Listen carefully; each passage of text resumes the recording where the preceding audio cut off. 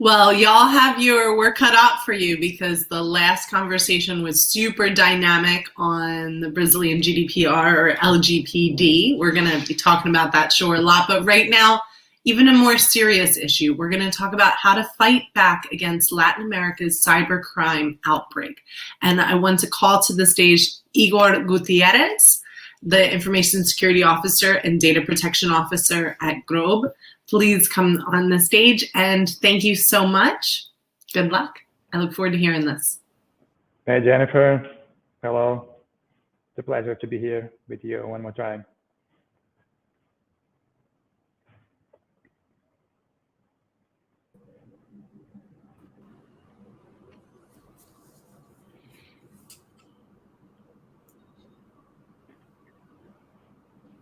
So, guys, let's start your session here.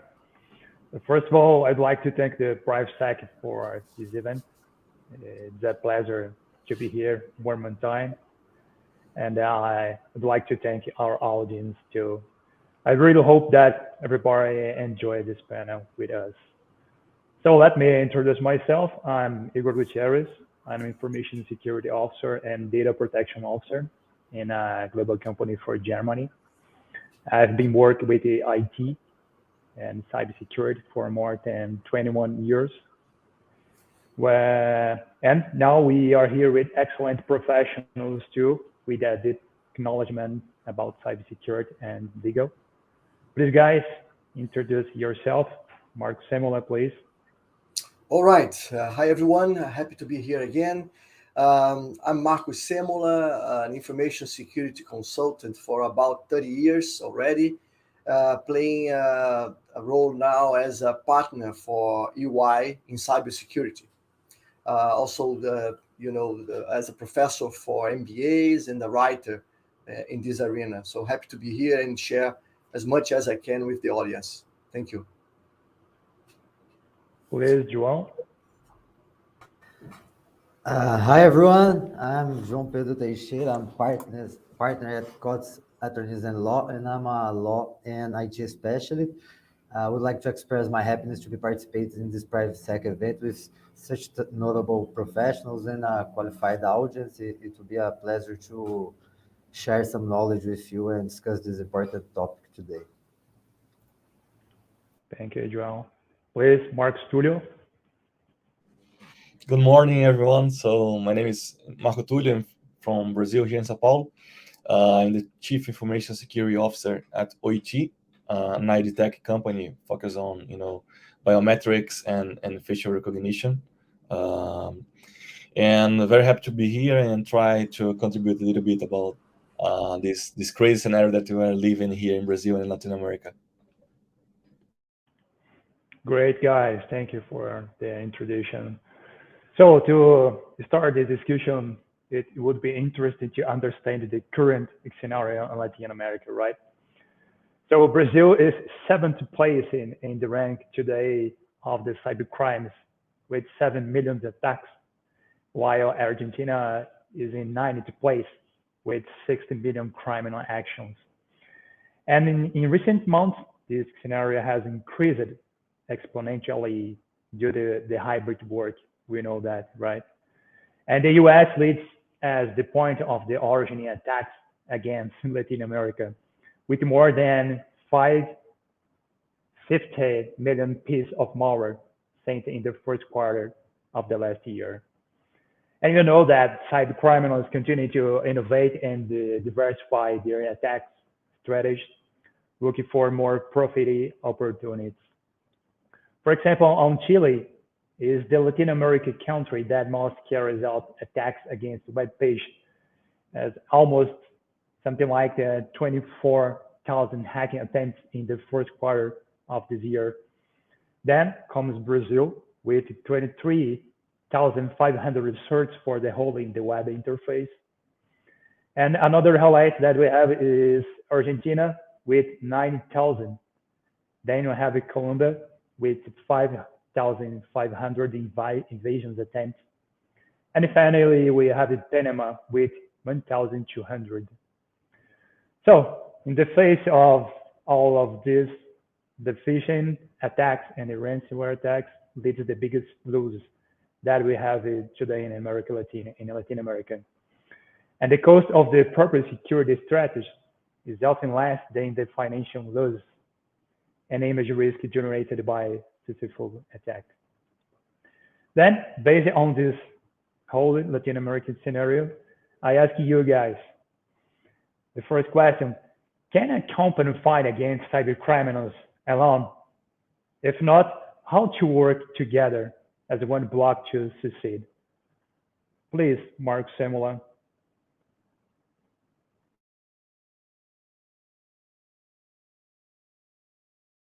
You are muted, Marcos. Thank you very much for reminding me.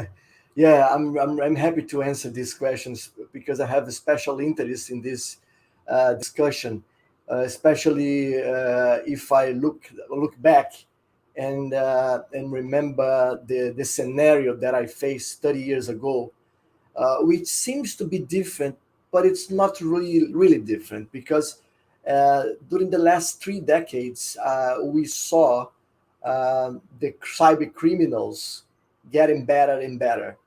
And this is because the whole world becomes much more dependent on information, on digital information.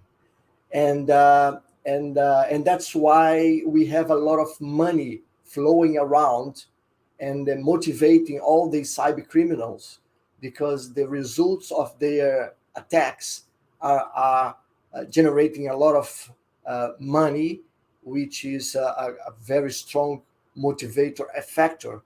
And that's why I believe these days it's impossible to fight against cyber criminals alone.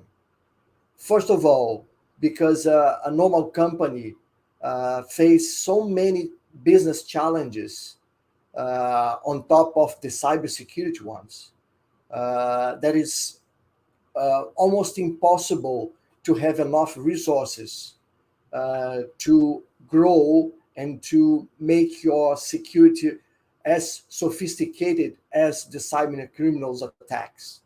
So this is the first reason. The second reason is because the vulnerabilities are being identified with so high volume that it's impossible for a normal team to be specialized in so many technologies and assets. And because of this risky scenario, the only way I see for a company to get better chance to protect themselves from sophisticated cyber criminal attacks will be a combination of actions, starting from building a company net with other companies from the same sector, the same industry, in a way they can exchange information quickly and in a more broad technology landscape, in a way that you can learn from each other and improve your capacity to identify and detect a risk and to mitigate those risks in a short period of time. And obviously, on top of this, let's say, group initiative, we cannot forget the 5 key functions that every company should develop themselves to become more mature and more capable to fight against new cyber criminals initiatives. I can go back to that later, just to give a chance for our colleagues to comment as well.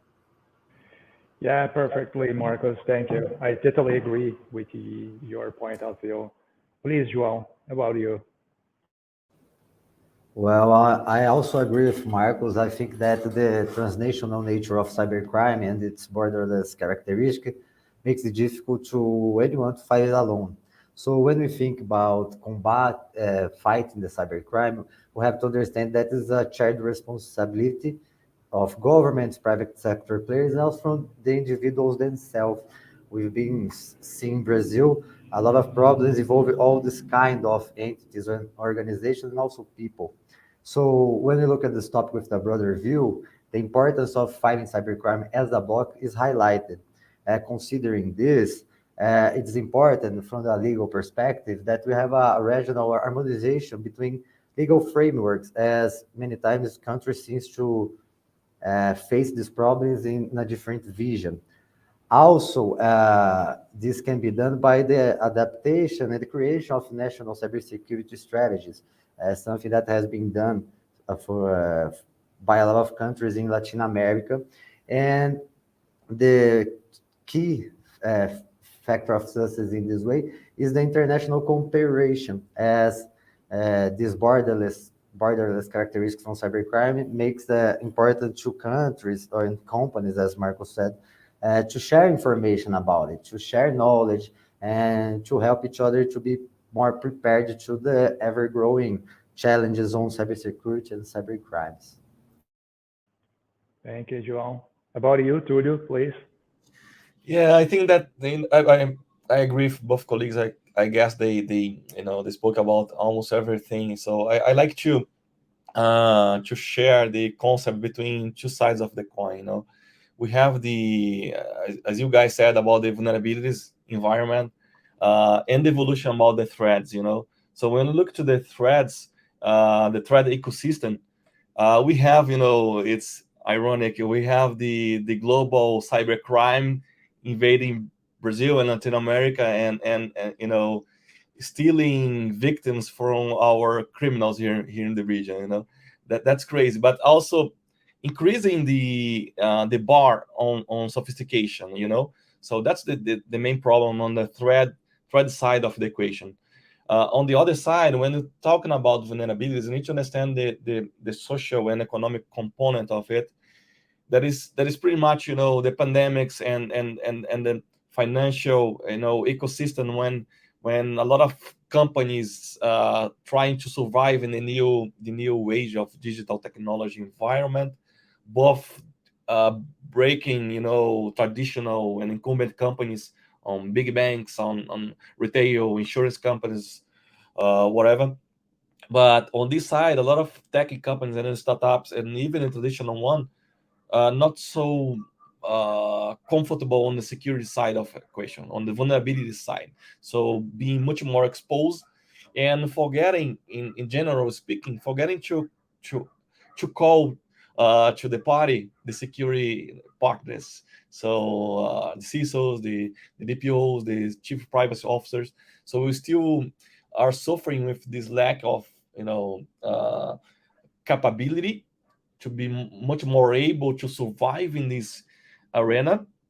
But we were seeing a lot of companies discovering by suffering or not, or seeing the suffering of another companies, to create some capabilities in putting security and private in a strategic position, even though it's reporting to the board or to the CEO, whatever. But putting the agenda on security for a relevant agenda for the company, not only for focus on IT or focus on So considering that, I think that when we're talking about not fighting alone, I guess that the first step is fighting together inside your company, and then getting four hands working on that, not only being the brave security people trying to deploy the process, change the culture and controls. What I mean? So the idea is first tackle that perspective, and then ask with your peers, with the ecosystem. That's pretty much super important as well. But we still have main gaps in the side of our internal environment that should be reflected on the equation, I guess. Thank you, Tulio. Yes, this is awesome, guys. So other point is governments in Latin America needed to prioritize cybercrime issues and consider it a matter of national security. Just the United States, Russia, and China does. And one other point, basically, in what you guys said, I am absolutely sure that we must share threats and defensive strategies between the companies, in the same sector, so that we are at least one step behind the cyber criminals, or who knows, ahead of them, right?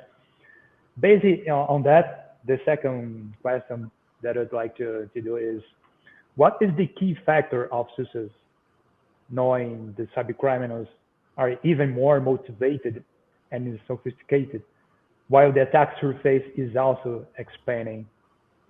Please, Marcus Semola, can you start? Yeah, just difficult questions. I like to bring the practical view of cybersecurity.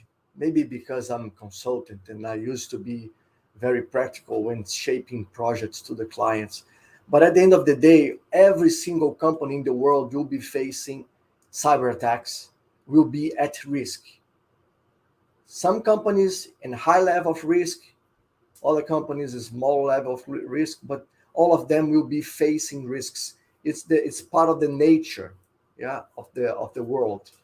And to answer this question, Igor, I must bring to the discussion a simple and conceptual aspect, which for me is a key factor of success. Unless you have made some hard things to the criminals in a way that you became the target, unless it happened, your company just another company, one company in the middle of 100,000 million companies, whatever. And there is a simple concept that may put you in a more safe way or position, which is develop controls and barriers in a way that you becomes less attractive to the cyber criminals. Don't forget, cyber criminals are also clever people, smart people.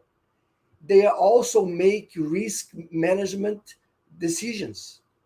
When they decide to attack a company, most of the time motivated by the likelihood to make money with that attack, they will also take into consideration their own risks to be exposed, to be captured, to not succeed with that attack, which means they will be spending time, money, and resources and will not get the bonus from that.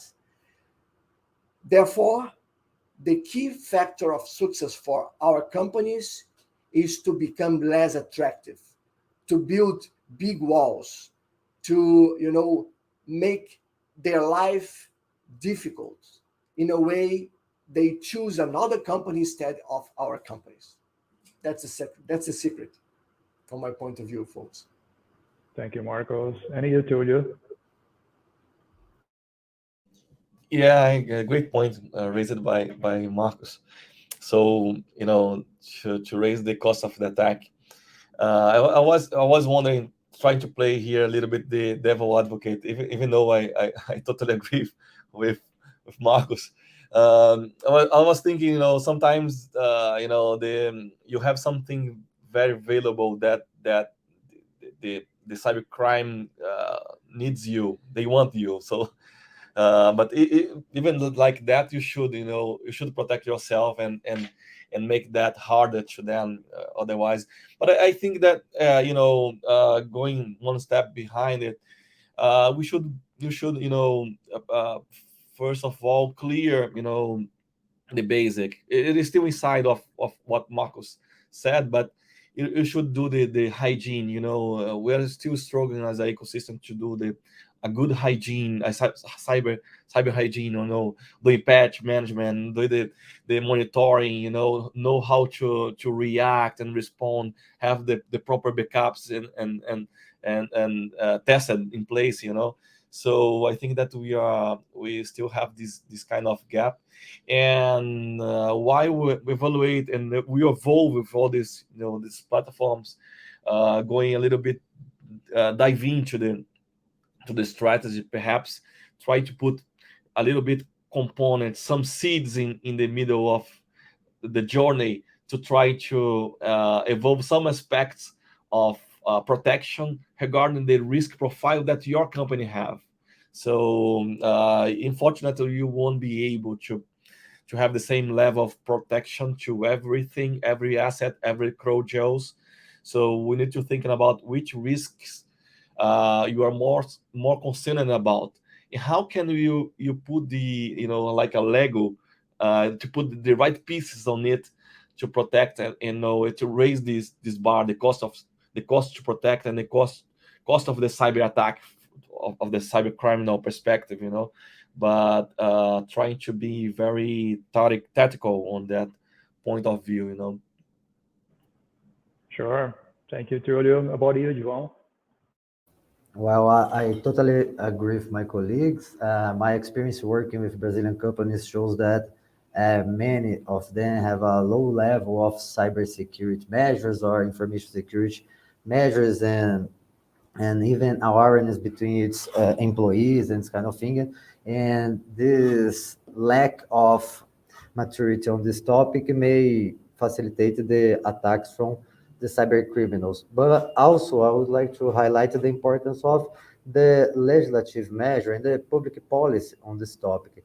Brazil, for example, do not have many specific legislation about it. We do not have strong laws about cybercrime or specific and technical right and laws. So we have some laws that will act on this topic, but these laws do not cover the topic in the whole way, and this may seem also a problem around here. So besides the whole question of the companies itself and more than companies, organizations, public and private organizations, as we've been seeing a lot of problems in public organizations in Brazil, we have to think it's like a public policy measure. As you said in the last question, Igor, this must be faced as national security importance. The government itself and the public bodies have to see it as a national security topic in order to apply policy or create legislation that covers the cybercrime in a proper way. Awesome, João. Thank you to bring this legal point for our discussion. It's terribly important.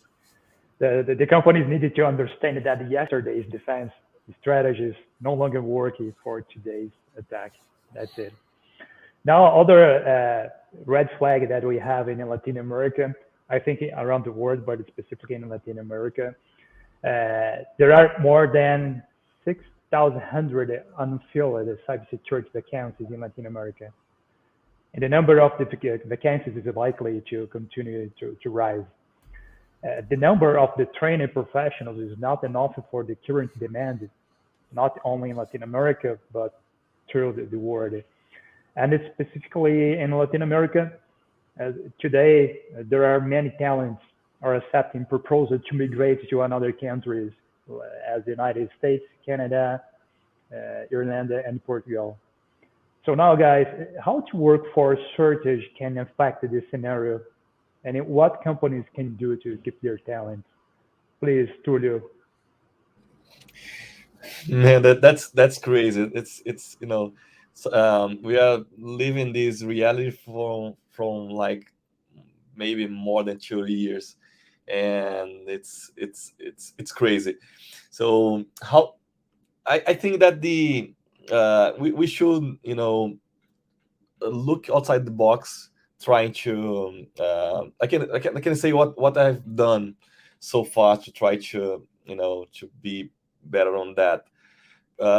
One of the things was to bring people from another departments to lead security programs. That one strategy that I have talked before, and getting some security folks to be like focal points and helping them much more in a consultants fashion than executing the development of the initiative, like doing a phishing campaign with people from marketing, doing implementing a technology solution being led by a tech lead or developer, or another folk. Have a business people leading incident response security plan development. Always trying to to bring together a security person inside the company or outside the company as a consultancy. That was one strategy that I took before. That was good, by the way. Another one is try to steal people from another departments and prepare them. For that you should trust on your senior team, like the managers behind your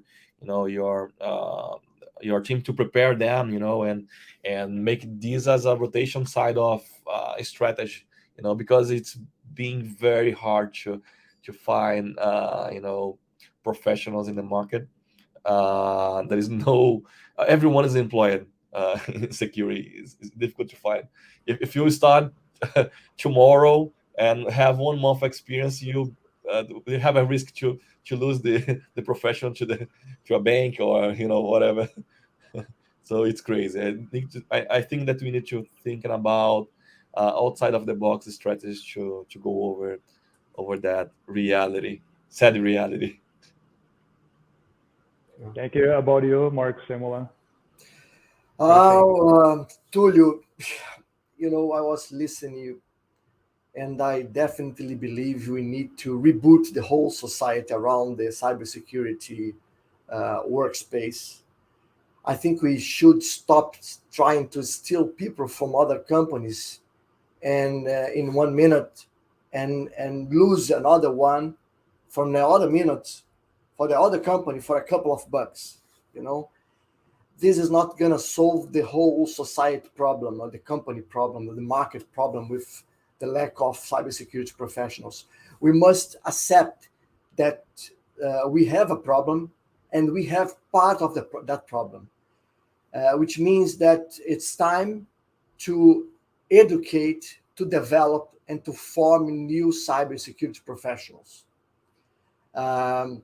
If each one of us accept this conclusion, let's put it this way, and start working on it, we may get a better future in 5, 10, 15 years from now.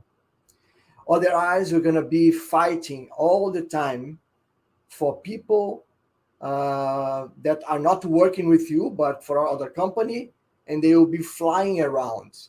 And every single flying like that, we are losing something. We are losing knowledge. We are losing traction. We are losing.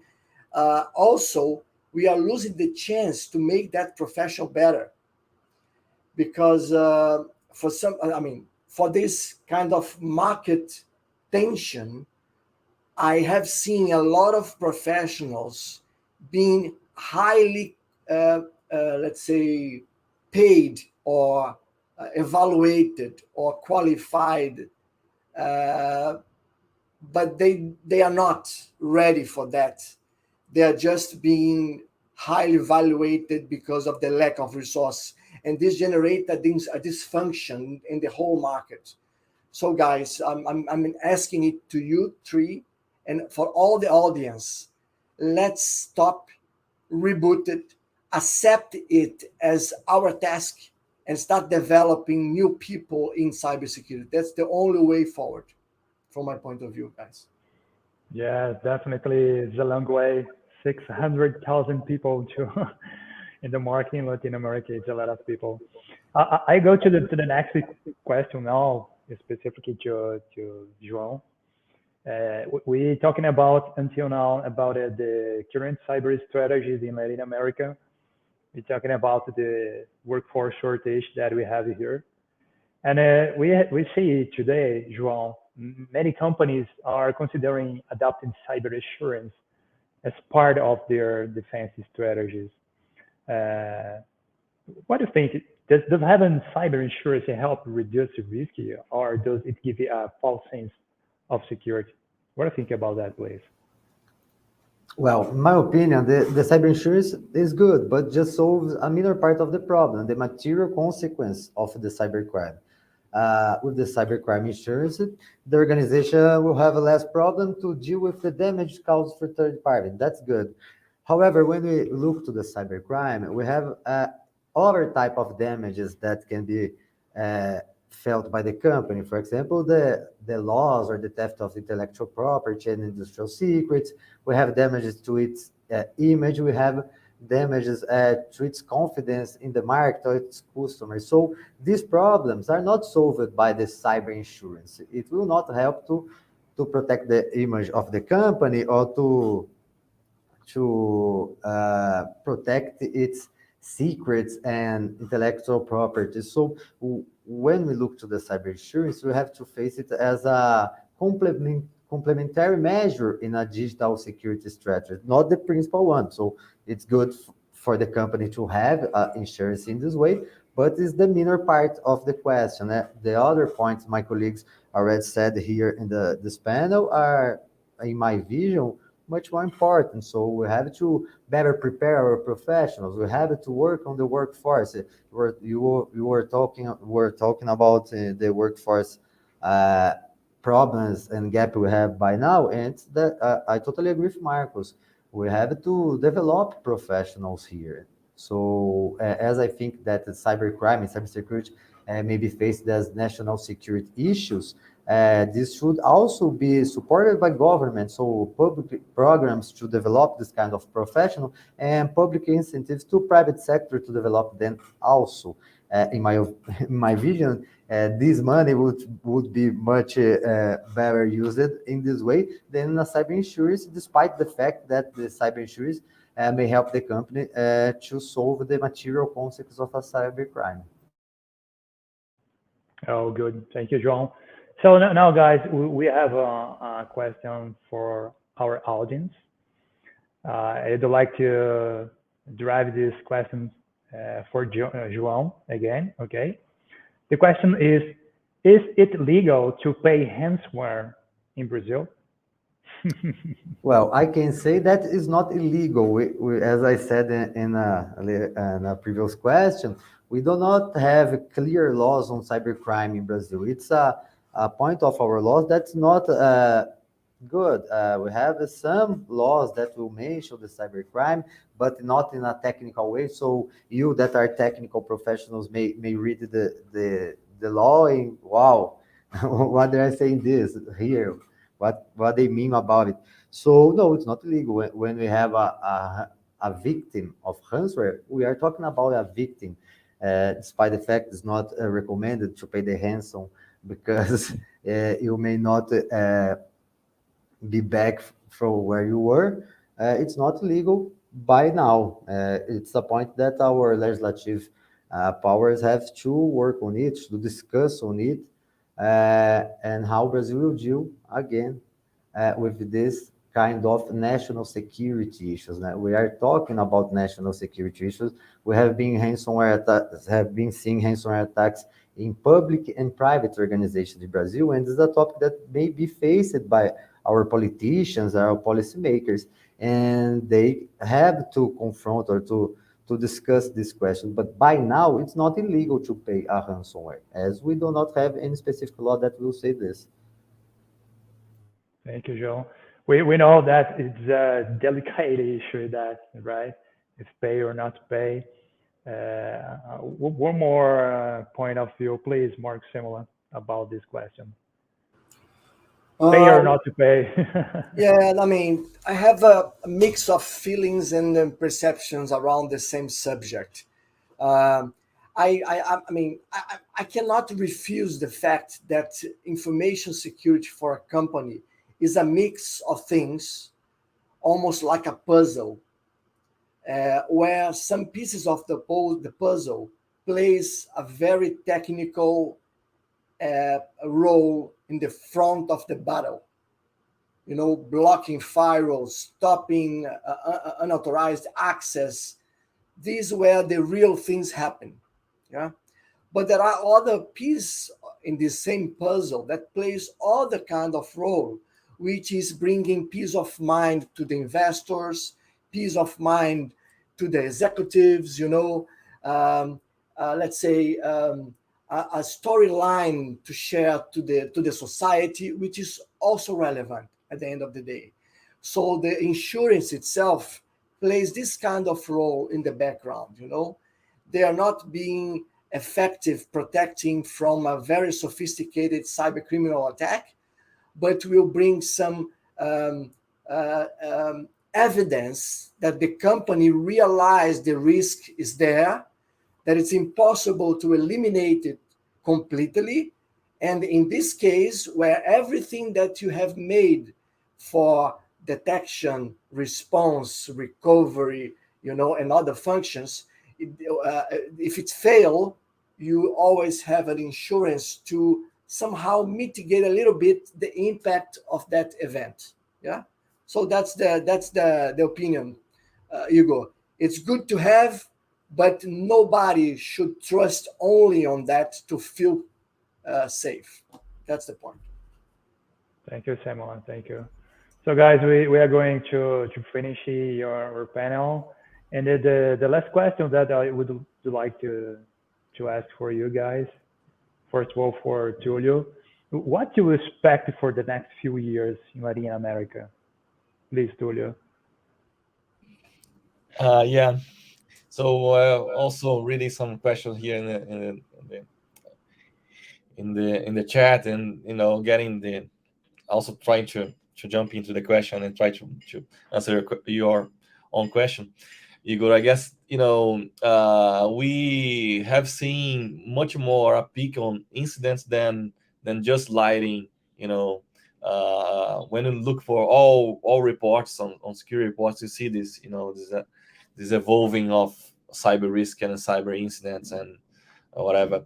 So it's not a case of although we have for sure much more light on this ecosystem regarding threat, but I think that will continue to be raising. And I'm not sure if exponential, but I also guess that on our side, on our role, we are going to be much more a partner of the business, helping the company to create, their products, their operations, their new things and innovative solutions that are being placed in the market with the security and privacy sauce already inherent in the processes. So that's my view, what I believe and what I defend.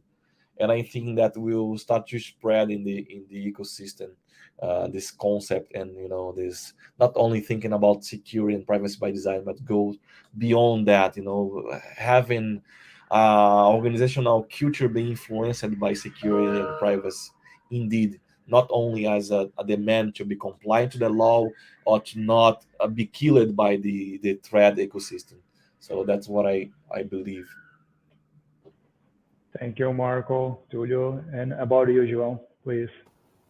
Well, looking to this topic on a broader view, I see as a hot topics for next year is some points. For example, the supply chain security. I've been seeing that many supply chain attacks are being done or have been done the last year, and it seems to be a growing issue for the next years. And also, one topic that calls my attention a lot, it's the state-sponsored cybercrime. So it's a huge problem that we may face in the next years, even with a possibility of some kind of cyber warfare. And that's why I like to go on the point that we must treat this as a national security issue, a national security thing. So my expectation is that governments in Latin America act on this way, look to this topic as a national security problem and a national security importance, and adopt measures to cooperate between them in order to create a more secure place for us around here. Okay, guys. So now, Marc Semola, please, your consideration. And by the way, you can start finishing our presentation. Okay, your last considerations. All right, please. Thank you, Hugo. Yeah, folks, I will be sharp. Based on the last 3 decades looking at the cybersecurity space. 30 years ago, we mentioned the Swiss cheese full of holes, And 30 years later, I still see a lot of Swiss cheese with much more holes. And that's maybe because we are a highly connected society where cybersecurity becomes a very sexy theme. And for some reason, people start looking at the innovation aspect of cybersecurity. People look at the metaverse security or AI security and other things, while we still have the old holes in the cheese. So we must, as Tulio mentioned, work on the hygiene of the cybersecurity.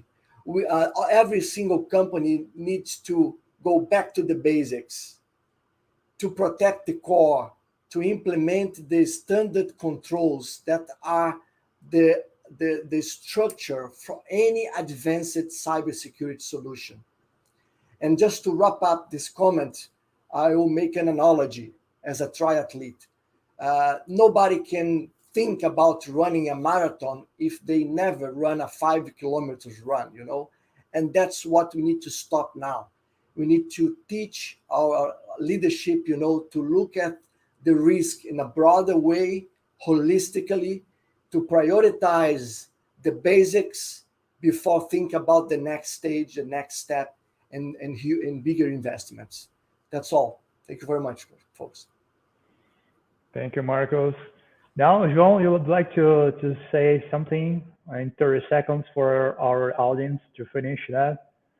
For sure. I would like to thank you, my colleagues in this panel. It's such a pleasure to discuss this topic with so high-level professionals. I would like to thank our audience too for the questions to be here with us in the discussion.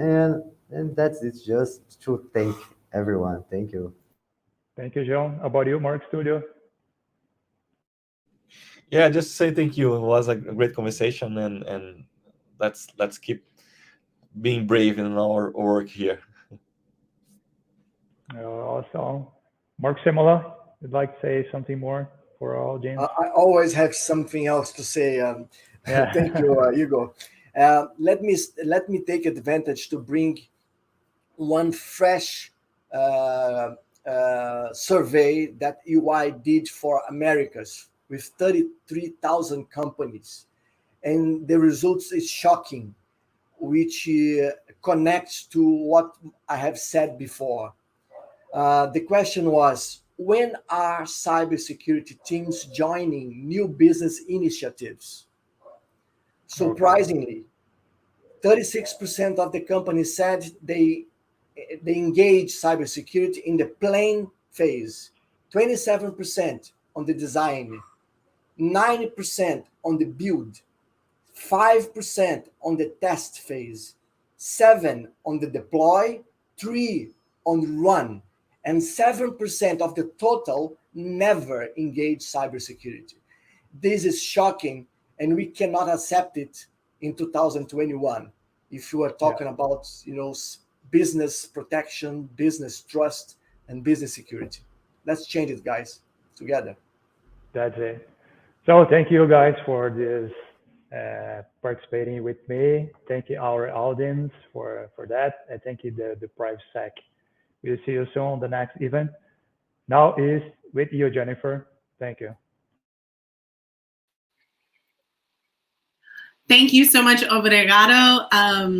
Definitely, Marcos, it's not something that's in isolation. I know the Linux Foundation had done a survey around open source, and only 3% of developers felt that they had responded. It's something that we completely have a continuous mindset and a lot of automation for it. So now you might be going to get some cheese from the fridge right now, and I'm not judging that at all. But in our break time, if you want to, or while you're eating that cheese, because I definitely want cheese after that call, go ahead and explore the platform using the menu bar on your left-hand side. You can visit the GRC World Forms page via the left-hand menu and register your interest for new initiatives for 2022 and access awesome, like a plethora of on-demand content. You can register for sessions. There's just so much going on. Ebooks, webinars, on-demand discussions. There's a whole PrivSec library to take advantage of. So enjoy that and your cheese. I'll catch you back in 15 minutes.